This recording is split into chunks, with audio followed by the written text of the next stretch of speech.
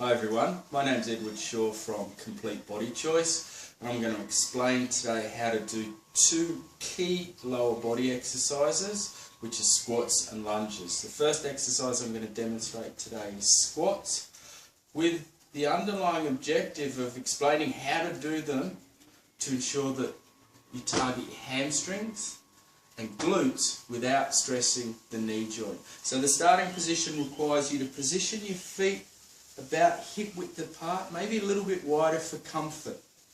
Okay, from here we're going to start the movement at the hip joint. That's critical to reducing stress on the knee joint. So I'll turn to the side to give you a better angle and look. Stick your bum out like a duck. Okay, once again start the movement at the hip joint. Continue to stick your bum out as if you're sitting on the toilet, coming down until you're approximately 90 degrees, no deeper, driving up through the heels, ensuring all your weight is through the heels will ensure that you target your posterior leg muscles and glutes. Squeeze your glutes as you come up until there's a slight bend at the knee joint. That's your starting position, and return to the bottom for 2 seconds, drive up through the heels for 2 seconds. Okay, now we're going to move on to lunges. Lunges are like a one-legged squat. The starting position requires you to position your feet just inside hip width. From here, you will take 3/4 of a stride back, right onto the ball slash first cup, your big toe, the toe next to it. Okay, so you really want to get up on your back foot to ensure that you don't use the back leg during the action of the exercise. Then, much like the squat, you want to start the movement at the hip joint.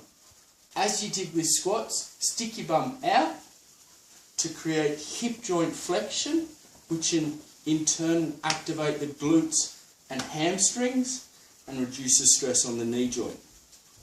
Coming down until there's a right angle once again, driving up through the heels until there's a slight bend at the knee joint, and going down again. Maintaining a 2-2 tempo for both exercises.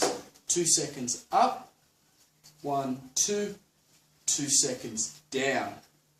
Now, a point to be mindful of is this. The greater the hip joint flexion, i.e. the bend at the hip joint, the greater the recruitment of your glutes. That's why I said a couple of times, start the movement at the hip joint. Common mistake with lunges is people will do this, and their knee joint will pass the line of the toes. Always, always, always keep the knee joint roughly above the ankle joint and ensure that it tracks in this small perimeter. When your knee goes past the line of your toes, you place downward compression on the knee joint and you lose effectiveness on targeting the hamstrings and glutes. So that's a common mistake for both lunges, doing this, and also squats. That's both of them.